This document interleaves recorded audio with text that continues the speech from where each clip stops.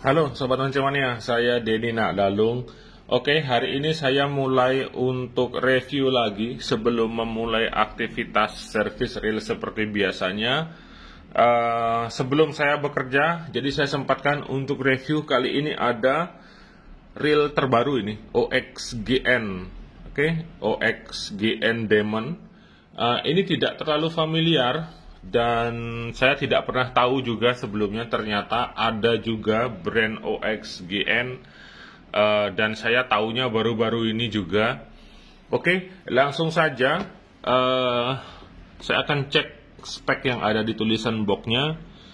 Ini yang 3000. Oke, 13 ball bearing. Gear rasionya 5,2/1. Ini masuk ke PG dia. Kemudian maksimum dragnya 10 kilo. Ini dia spek-speknya. Oke, banyak nih spek ya. Engineering by Japan. Oke, engineering by Japan jangan diartikan dia dibuat di Jepang, karena sampai saat ini masih banyak angler ataupun pemancing yang menganggap ketika sebuah brand dibuat di Jepang itu adalah brand yang terbaik, tapi tidak seperti itu. Karena pada faktanya reel terbaik ataupun material-material reel yang bagus itu ditentukan oleh daripada quality control dan harga daripada reel itu sendiri. Jadi berlaku dia ada harga ada rupa, tapi tidak semua gitu juga, karena kita tahu yang namanya hukum ekonomi, hukum bisnis. Oke, terkadang material yang biasa-biasa saja itu pun dijual dengan mahal. Jadi pinter-pinter kita saja memilih dan mencermati sebelum membeli dan memiliki sebuah reel seperti itu. Contoh nih, brand besar Shimano, Daiwa, nggak semua kok Shimano itu bagus, nggak semua Daiwa juga bagus. Bahkan Daiwa dan Shimano pun dia bikin di negara lain juga seperti itu untuk istilahnya mengcover atau mengejar budget daripada biaya pembuatan. Nggak mungkin kan dia bikin dengan material biasa-biasa aja dijual dengan harga tinggi. Tentu saja dia cari negara lain untuk memproduksinya dan untuk mengejar daripada minim budget untuk pembuatan reel tersebut. Oke, itu intermezzo saja. Karena itu hukum ekonomi yang berlaku. Nggak mungkin kan mentang-mentang nama besar dia jual harus selalu mahal, padahal kualitasnya biasa-biasa saja. Beda halnya dengan reel yang memang sudah kelas tertingginya, kelas mahalnya, memang dia sudah disesuaikan dengan kualitas dan materialnya. Oke, OXGN balik lagi ke sini. Reelnya nggak ada. Ini dia reelnya seperti ini. Nah, oke, dari penampilan masuklah, masuk banget. Oke, ya bagus nih.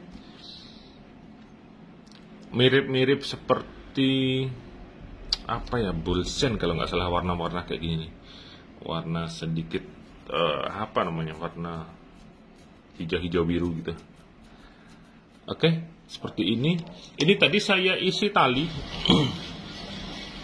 untuk ngecek. Biasanya kalau reel murah itu bermasalah di sini sih, di susunan tali. Oke, di beberapa reel tetangga ada yang seperti itu. Sangat menjengkelkan sekali ketika kita beli reel baru yang seharusnya kita tinggal gulung, tinggal pakai. Ini ada aja masalah. Salah satunya tali tidak rata. Kalau ini tergolong rata dia. Hanya saja sedikit cembung di tengah. Oke, itu mengindikasikan bahwa ada ketidakbalancen antara perputaran rotor, pergerakan slider, dan maju mundurnya main shaft. Tapi ini masih tergolong rata sih, nggak masalah. Kalau yang bermasalah adalah dia numpuk di depan atau numpuk di belakang. Itu sudah pernah saya bahas juga di konten DND, silahkan dicari-cari saja. Kemarin ada reel tetangga parah sekali dia ngumpulnya di sini. Jadi banyak sekali yang komplain, dan komplainnya ya harusnya ke toko penjualnya, bukan ke saya. Oke, susunan tali sudah oke. Kemudian, nah ini suara clicker ini yang saya senang sekali. Senang banget dengarnya. Nah, oke. Jadi nyaring sekali. Nah, seperti itu. Ini saya rekam ini dikit.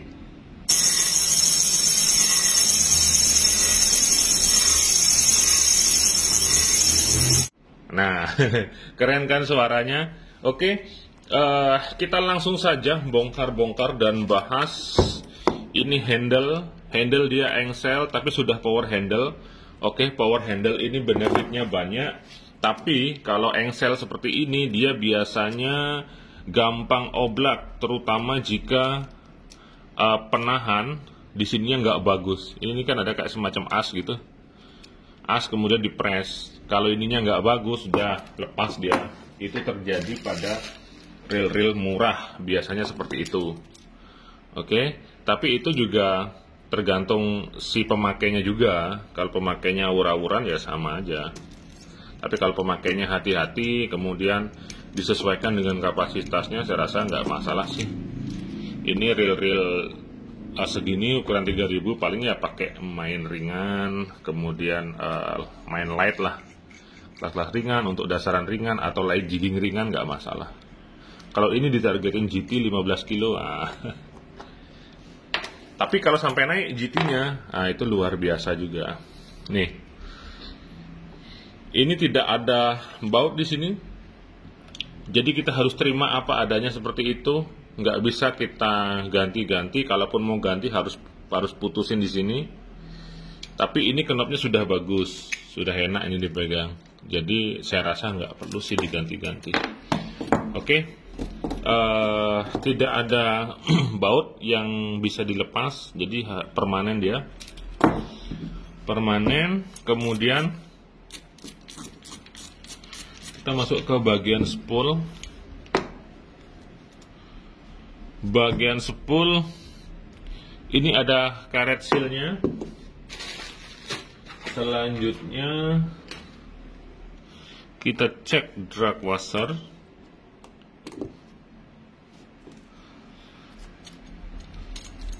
Wah, ini sudah carbon tag ini. Nah, bagus nih. Oke, dia carbon tag ini. Nah, seperti ini.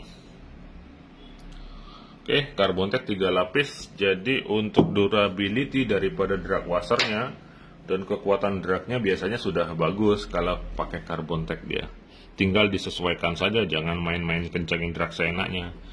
Karena kalau drag udah carbon tag, lapisannya banyak, itu maksimum drag powernya besar dia. Nah, kalau maksimum drag power besar, dia harus diimbangin dengan komponen lain seperti asnya harus kuat, bail armnya harus bagus materialnya, rotornya juga bagus. Nah, apa gunanya carbon tag yang bagus, kapasitas drag besar, tapi tidak diimbangi dengan kekuatan material yang lainnya, ya habis juga seperti itu. Jadi di dalam memilih sebuah reel murah, terkadang kita nggak harus pukul rata, harus carbon tag, harus carbon tag. Ini kalau udah carbon tag bagus, memang bagus, tapi harus diimbangi juga seperti itu. Oke, ini ada support bearing di sini. Support bearing itu gunanya untuk di spool. Nah, jadi spoolnya ketika dia mendapat tekanan ekstrim dengan tekanan maksimum drag, ditarik dia tetap muter dengan bagus, dia akan disupport oleh bearing seperti ini. Oke, ini clickernya bikin suaranya nyaring dengan konsep bowl clicker seperti ini, kayak mangkok dia. Mangkok, jadi ininya yang bergesek ini. Jadi bikin suaranya jadi sangat nyaring sekali. Oke, kita masuk ke bagian rotor nih. Oke, pengaman baut rotor. Ini wajib karena kalau nggak gitu baut rotornya, mur rotornya itu bisa kendor sendiri. Jadi kalau nggak dibaut biasa, kadang-kadang ada penahannya seperti ini. Ini hal yang positif yang bisa membuat kekuatan daripada murnya nggak berubah-berubah dia. Oke, selanjutnya saya akan buka rotor.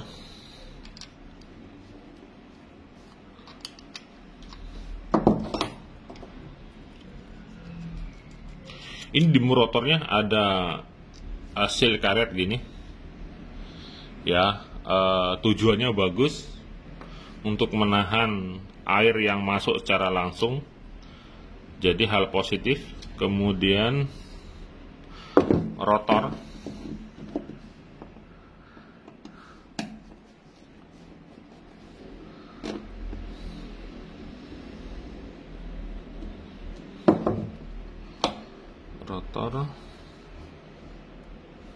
oke, di bagian line roller ada bearingnya. Kemudian kita cek bail armnya.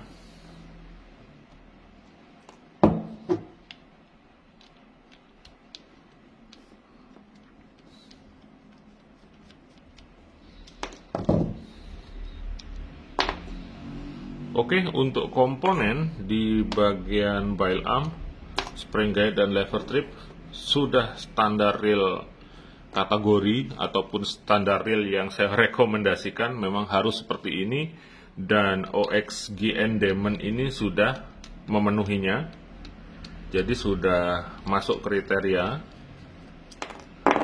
Nah, seperti ini. Kemudian rotornya lumayan kaku, tapi tidak sekaku karbon dia. Tidak sekaku karbon.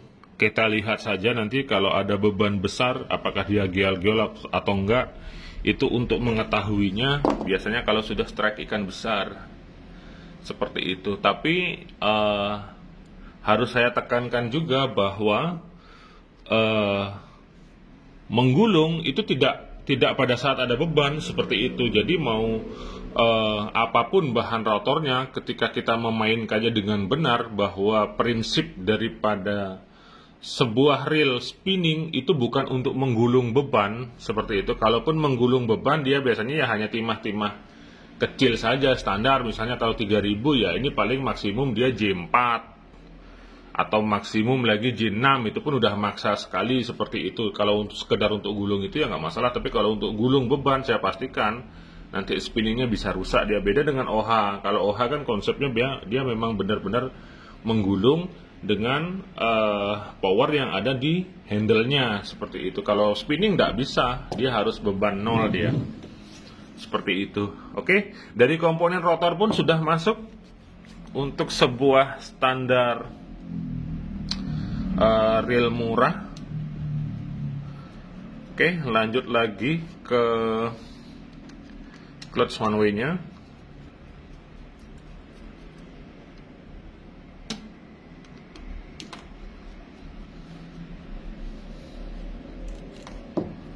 Nah, seperti ini. Oke. Ini cover tapi dia tidak menutup secara keseluruhan, jadi bisa dibilang ini masih kategori terbuka seperti itu. Oke, jadi kalau terbuka seperti ini pastikan hati-hati penggunaannya. Kemudian style DND, pastikan reel baru di regrease dulu, dirapikan, diratakan, bila perlu regrease sampai ke dalam bearingnya seperti itu. Jadi akan lebih awet daripada reel yang tidak dilakukan regrease. Pada saat baru beli ya, kalau sudah kena air laut ya sudah, terutama kalau di Laut Bali sih itu salinitas air lautnya sangat tinggi sekali. Saya pernah sehari saja lupa nyuci udah jadi garam dia. Mungkin kalau di daerah lain mungkin beda. Jadi ada yang ngaku-ngaku di tempat saya aman-aman saja, kena air laut nggak saya cuci, umur reelnya 1 tahun gitu dibilang. Ya mungkin mancingnya salinitas air lautnya nggak terlalu tinggi.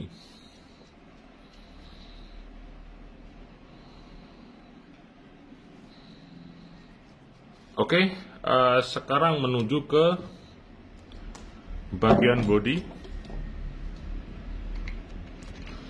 Seperti ini.